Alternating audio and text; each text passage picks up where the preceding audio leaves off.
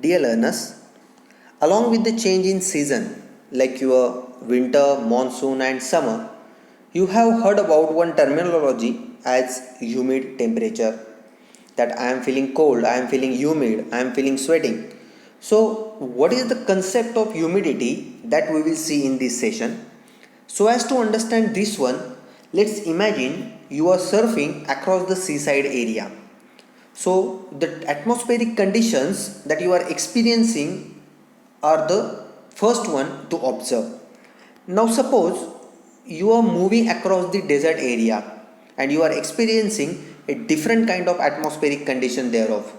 So, what is the difference between the atmospheric conditions across seaside area and the atmospheric conditions in the dry area? So, the difference is about humidity.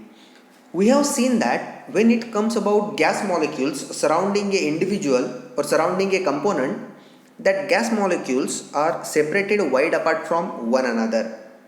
And in the actual case, the gaps between these two molecules are filled up by water molecule. So humidity is nothing but that much amount of water vapor which actually occupies the spaces between these two molecules. So you can say that it is the invisible amount of water vapor in the atmosphere.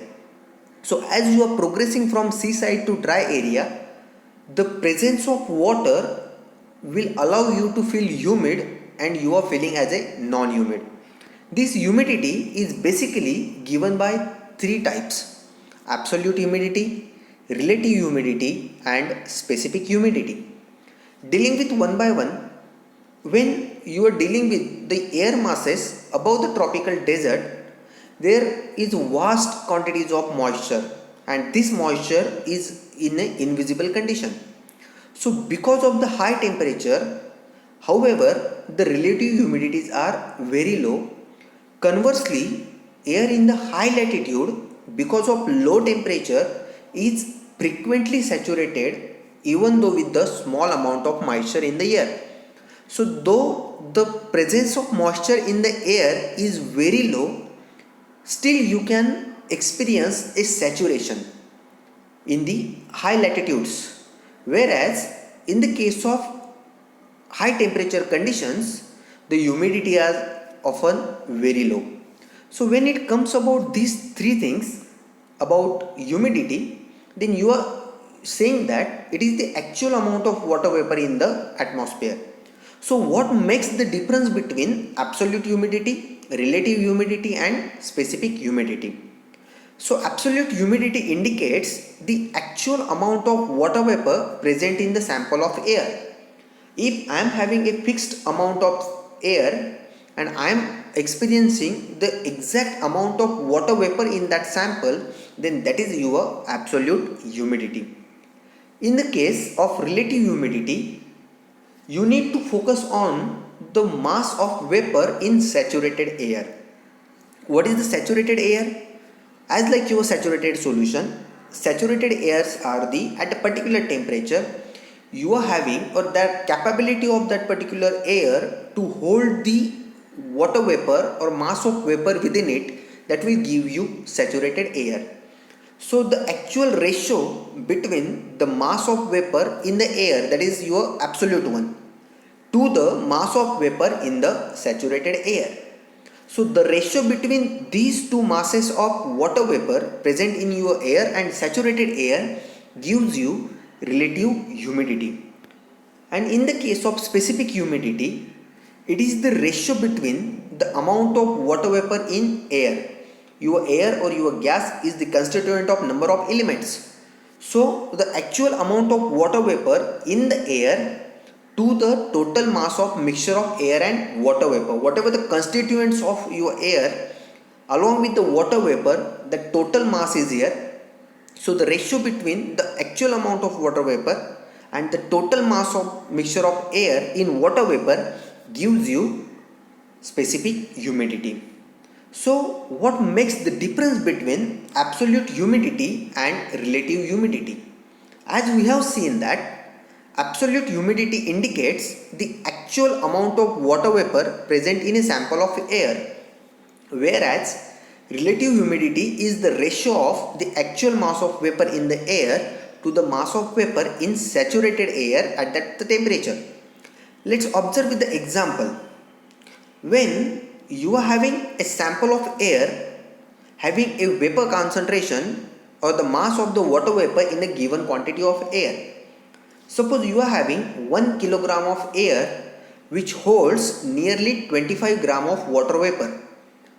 But the same 1 gram of air will not hold any kind of water vapor in the cold polar regions. Why so? Because there will be the impact of temperature and there will have the impact of vapor pressure. The relationship between temperature and pressure perhaps have impact on your humidity. So that will be the impact on absolute humidity. So what it indicates that if you are having fixed mass of material and that is suppose 1 kilogram and that is holding 25 gram of water vapor in the tropical region, so it is not almost the thing associated with the cold polar region. But when you are dealing with the relative humidity, suppose you are having your air at 10 degrees Celsius containing 9.4 gram per meter cube of water vapor in a saturated condition. And if air at this temperature containing 4.7 gram meter cube of water vapor means instead of 9.4 gram it is just containing 4.7 gram of water vapor, then you are saying that apart from saturated position your relative humidity is 50%, and this relative humidity is given by the symbol RH. On your display you are having three different conditions. So as to understand relative humidity, let's focus on these three conditions as the daylight condition, as the night condition, and the third one is your cloudy condition. So actually what happens, you are describing relative humidity as how much humidity is present in the air compared to how much there could be. In the case of absolute, you are dealing with the how much amount of air that is present thereof. But in case of relative humidity, you are describing how much amount of humidity is present in the air. And so as the case, in the first one, when you are exposing to daylight condition, because of sun rays, you are experiencing a different kind of culture comparative to night culture. So obviously, the temperature will have impact on the case. So it will alter the water holding capacity of that particular air, and this will have the impact of vapor pressure and temperature. Let's see how vapor pressure has impact on relative humidity. The capacity of air to hold water vapor is completely based on vapor pressure of water. Means whatever the molecules constituting your water molecule, the every individual molecule will contribute toward the vapor pressure of your system. So this system will have impact on capacity of your air molecule to hold this water. Let's see, you are having two containers where you are having two different molecules. One is composed of a small number of gas molecules or air, and second one is having a vast number of air molecules. So obviously the capacity of air to hold water vapor will change in these two cases.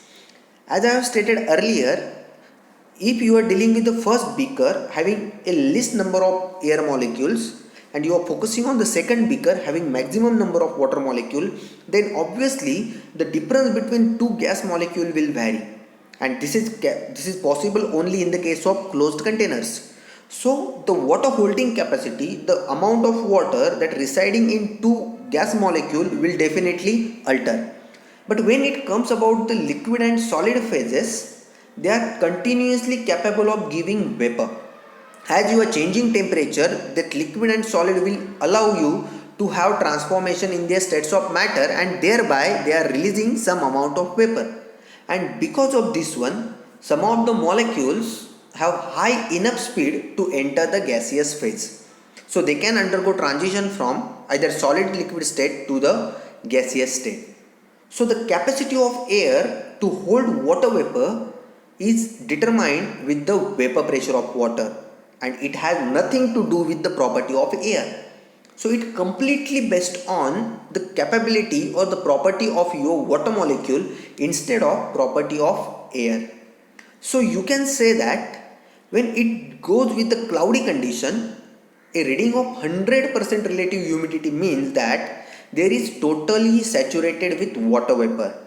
As like the first one, when you are experiencing these three different conditions, then the case where the water molecule present in your vapor form will condense, and in the case of cloudy phase or in the case of your winter season, you are experiencing a dew on various components which are existing in your surroundings.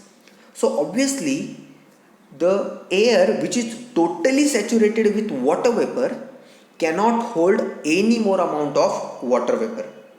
So as that particular air can't hold all the moisture, it will condense that water vapor as in the dew form. And as again you are increasing pressure, that dew form means vapor to liquid form will again convert into liquid to gaseous form. So obviously it has all the impact of vapor pressure. In the same way, when it comes about the impact of temperature on relative humidity, then it is quite obvious that as the change in temperature takes place, as the temperature of air changes, it will have impact on water holding capacity of air. So, in the case of summer season and in the case of winter season and so as in the rainy season, you are experiencing a different humidity conditions, because in the case of warmer air, that is in dry state, that is in your summer season, you will find that the moisture to hold the water will have a different capability. So obviously, because the air is the warmer, the more moisture can be held. In other words, you can say that as the temperature goes up, there will be change in water holding capacity, or there will be change in the capability of air to hold the moisture. And to understand this one, let's assume that you are having one container which is kept at 0 degree Celsius having relative humidity of 50%. As you are observing beaker on your display is half filled, that is having 50% of relative humidity. Now as you are changing temperature from 0 degree Celsius to 10 degree Celsius, what will happen? There will be change in the size of container. As we have seen that the relationship between pressure and temperature, we have seen relationship between pressure and volume, temperature and volume. So here we are discussing about impact of temperature on volume. So as you are increasing temperature by the means of 10 degrees Celsius, it will cause doubling the size of container. But the relative humidity, that is actual water holding capacity of your air, will remain same, which was 50% in the previous case. But as right now you are changing the volume, you are changing the size of container, so obviously along with the change in size of container, your relative humidity will drop from 50% to 25%. Initially, along with the size of, suppose a particular XYZ volume, that was 50% relative humidity, but right now in the second case at 10 degrees Celsius, the volume is more than XYZ volume. That's why the relative humidity will drop from 50% to 25%. If we are going on the same node, that we are increasing temperature from 10 degrees Celsius to 20 degrees Celsius, again it will result into change in volume of container. So from 0 to 10, it was double to the first one, and right now in the case of 20 degrees Celsius, again you will have double volume of water or double volume of container, so it will become your 25% to 12.5%. So you are saying that this doubling in the container size for every 10 degrees Celsius rise in temperature will increase in approximation that serves as a soft rule of thumb between freezing and room temperature. So as you are changing temperature, it will result into change in relative humidity. So obviously the volume will alter, the molecules will get separated from one another, and in the case of open container, the least amount of water will be held by your air molecule. But that is not true in the case of closed containers. We have seen that in a bathroom, we are taking bath with hot water, we are having glass or the walls of your bathroom or any premises that is having a kind of hot atmosphere thereof. So in that case, if you are having warm air inside the container, that is your bathroom, that leaks out into the exterior wall. So if you are having glass in your bathroom or if you are having a tiling in your bathroom, so you are observing that the temperature of that tiles is to the colder node comparing to the warm air. So as soon as this warm air leaks out of the container and that encounters the surface which is colder, then you will observe that these water vapors or the warm air will deposit and there will be change in temperature. So obviously the change in temperature will result into accumulation of dew, means your water vapor are now converted into their liquid form by means of condensation. So again, with the reverse node of the temperature, you will observe that in the first case that was vaporization and in the second case that is your condensation. So this is the impact of relative humidity on, or effect of temperature on relative humidity. Thank you.